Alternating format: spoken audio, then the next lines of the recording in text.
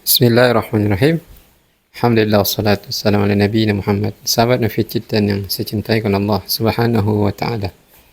Ada 8 pertanyaan penting dalam kehidupan seorang muslim yang harus dia tahu.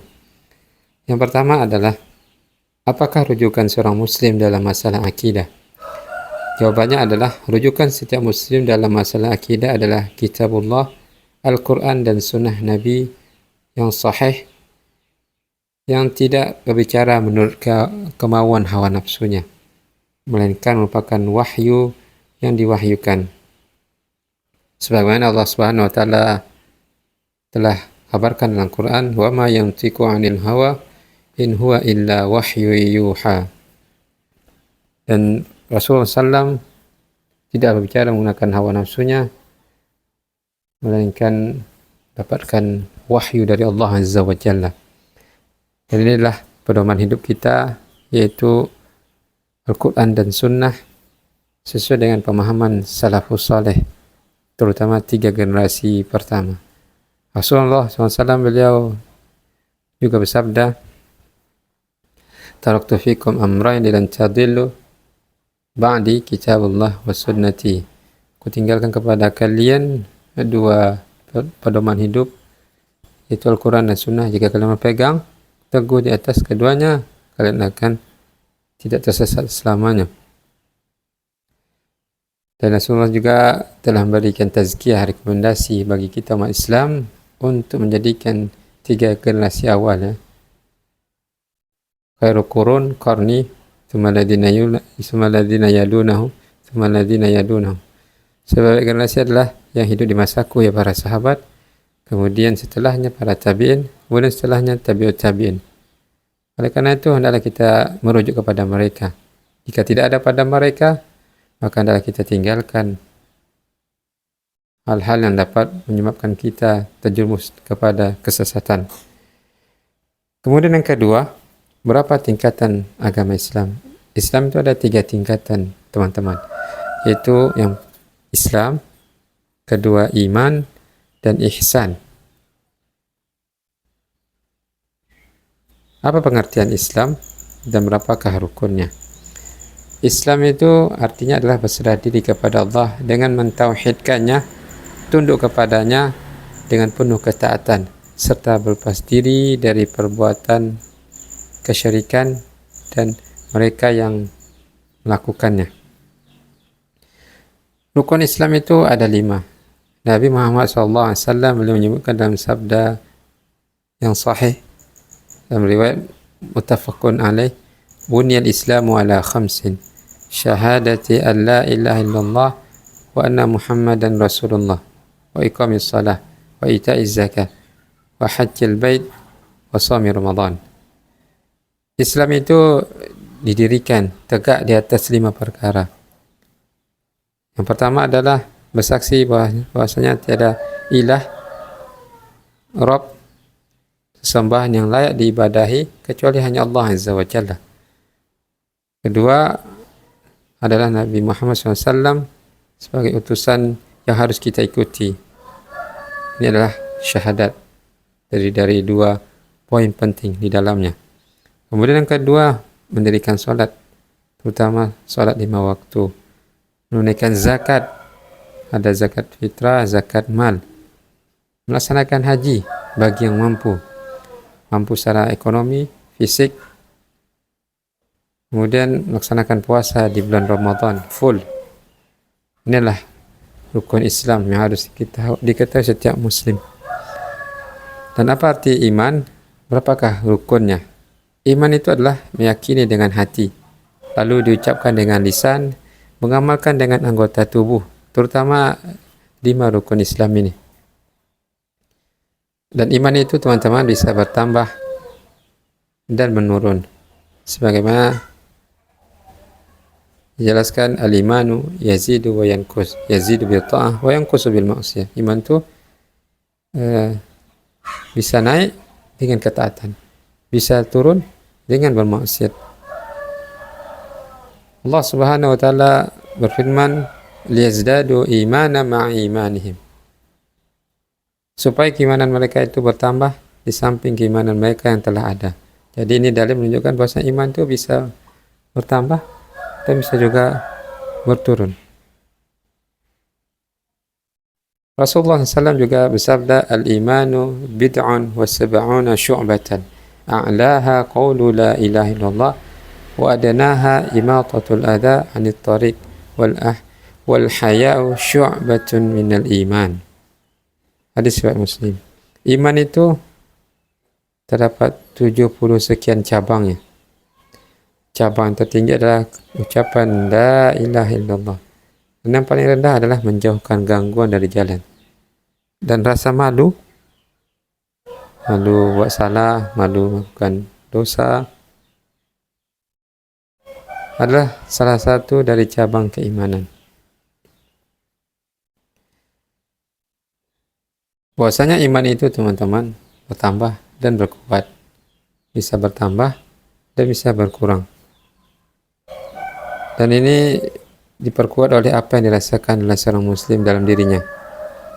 Semangat dalam melaksanakan ketaatan tatkala pada musim-musim kebaikan, nampak itu terasa. Seperti di bulan Ramadan, ya. Dan perasaan hampa setelah melakukan maksiat. Dan inilah setelan pabrik yang Allah berikan kepada kita. Ada rasa drop, ya, jatuh semangat itu tatkala kita menuruti hawa nafsu, sehingga ibadah itu tidak terasa nikmat. Ketika berusaha meninggalkan, masih berusaha untuk taat kepada Allah, ada rasa kenyamanan, kenikmatan dalam ketaatan tersebut.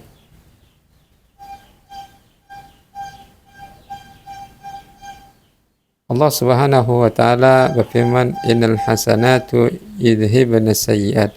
Sesungguhnya perbuatan-perbuatan yang baik itu menghapuskan dosa, perbuatan-perbuatan yang buruk. Adalah bentuk rahmat Allah. Ketika kita berbuat baik, melakukan ketaatan kepada Allah, hanya sebuah air yang masuk ke dalam sebuah wadah yang kotor, pelan-pelan akan keluar noda-noda tersebut. Sering waktu kita tetap istiqamah dalam ketaatan. Adapun rukun iman tersebut ada 6, ya. Disebutkan oleh Rasulullah SAW dalam sabdanya, yaitu an tu'minu billahi wa malaikatihi wa kutubihi wa rusulihi wa bil yaumil akhir wa bil qadari khairihi wa syarrihi.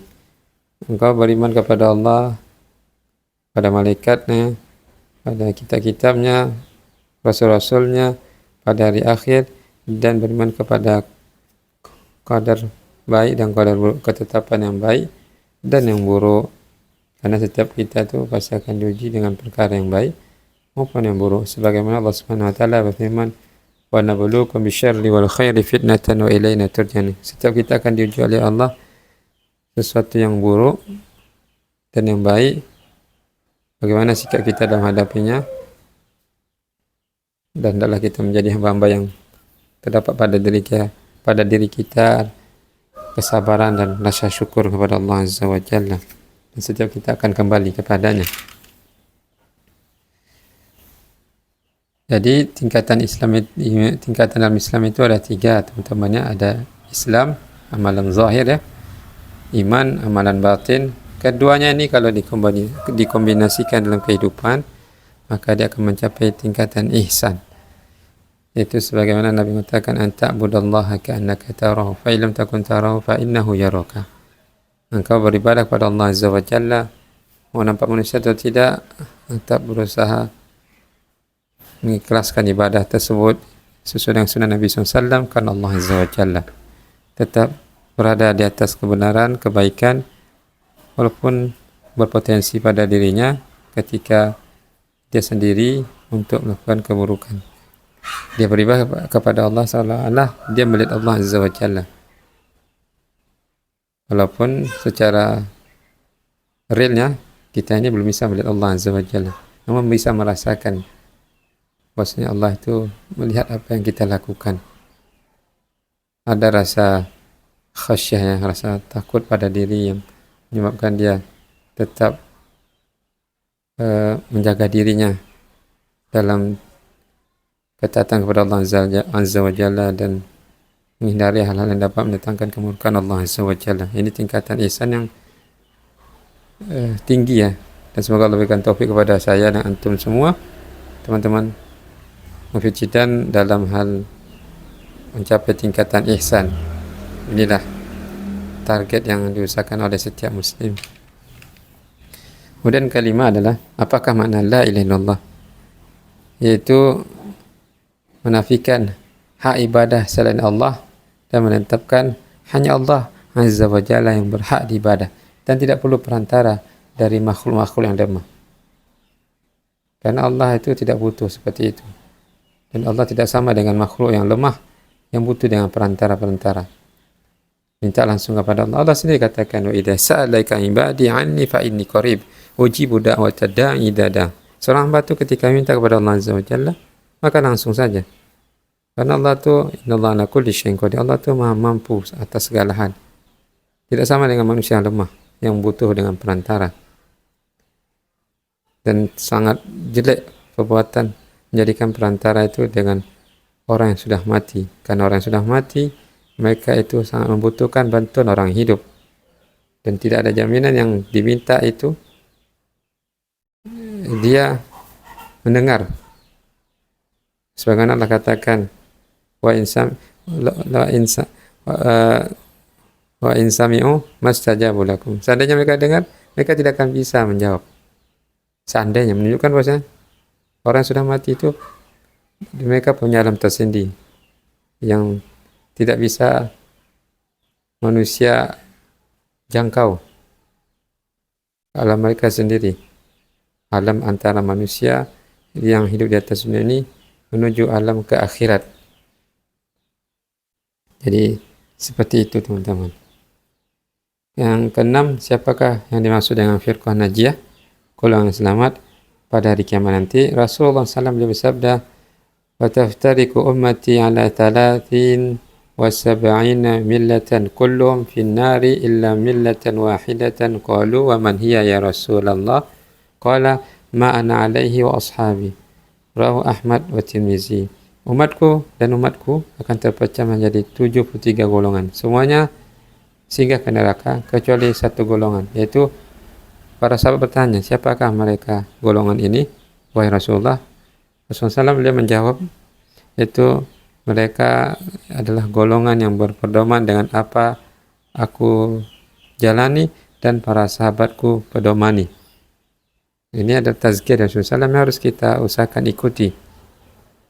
Jadi kebenaran itu adalah yang dipegang teguh oleh Nabi SAW dan para sahabat beliau ridwanullah alaihim, maka adalah kita mengikuti mereka dan janganlah mengada-ngada dalam perkara agama ini.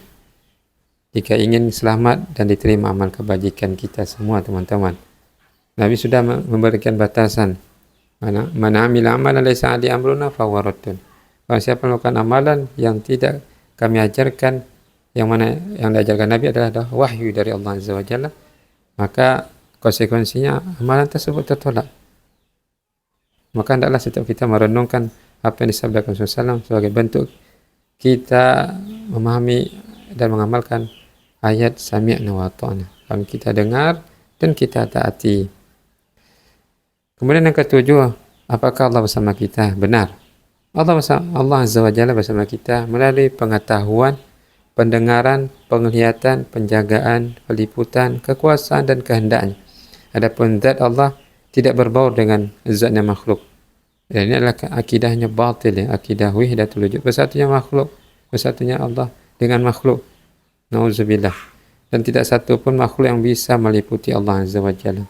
Zatnya Allah Azza wa Jalla berada di atas arsy, dan kita tidak boleh membayangkan sebagaimana membayangkan makhluk di atas benda seperti di atas kursi yang kita duduki.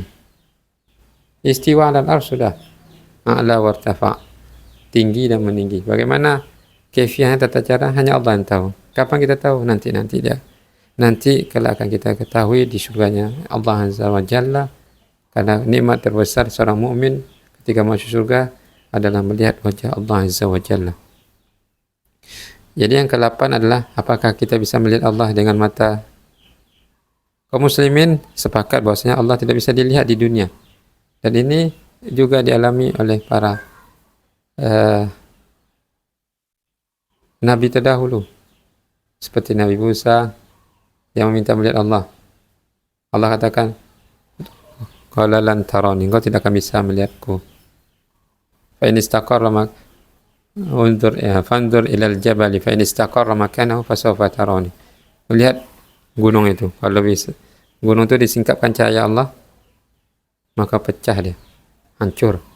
Akhirnya fakharra sa'iqa, Nabi Musa pun pingsan saking terkejutnya, sehingga beliau pun tidak meminta kepada Allah Azza wa Jalla setelah itu. Begitu juga Nabi kita Muhammad SAW ketika Isra Mi'raj, beliau tidak bisa melihat Allah Azza wa Jalla. Beliau mengatakan nur ala nur, ada cahaya yang berlapis yang menghalangi melihat Allah Azza wa Jalla. Kapan melihat Allah Azza wa Jalla? Nikmat terbesarnya adalah ketika di surga. Sebagaimana Allah Subhanahu wa taala berfirman, wujuhu yawma idzin nadhirah ila rabbiha nadhirah. Wajah-wajah orang mukmin ketika itu berseri-seri di dalam surga. Indah wajah mereka. Dan kemudian mereka melihat kepada wajah Rabb mereka di surga. Kenikmatan yang sangat besar. Dan inilah harapan setiap kita, agar kala Allah berikan kita nikmat bisa melihat wajahnya di surga. Bagi mereka yang menafikan bahwasanya zat Allah itu ada, sungguh kerugian kepada diri mereka mendapati keyakinan batil seperti ini. Adalah mereka bertobat dari keyakinan yang menyimpang ini dan kembali kepada akidah yang benar, yaitu meniti manhaj salaf, agar selamat nanti di akhirat. Bahwasanya akidah ini poin penting, asas penting dalam kehidupan kita, dan hendaklah setiap kita memahami 8 perkara ini dan diingat, dan kita jaga sampai mati, istiqomah dalam mengamalkan sunnah Nabi SAW ala fahmi salaf. Semoga ini bermanfaat. Barakallahu fikum. Wassalamualaikum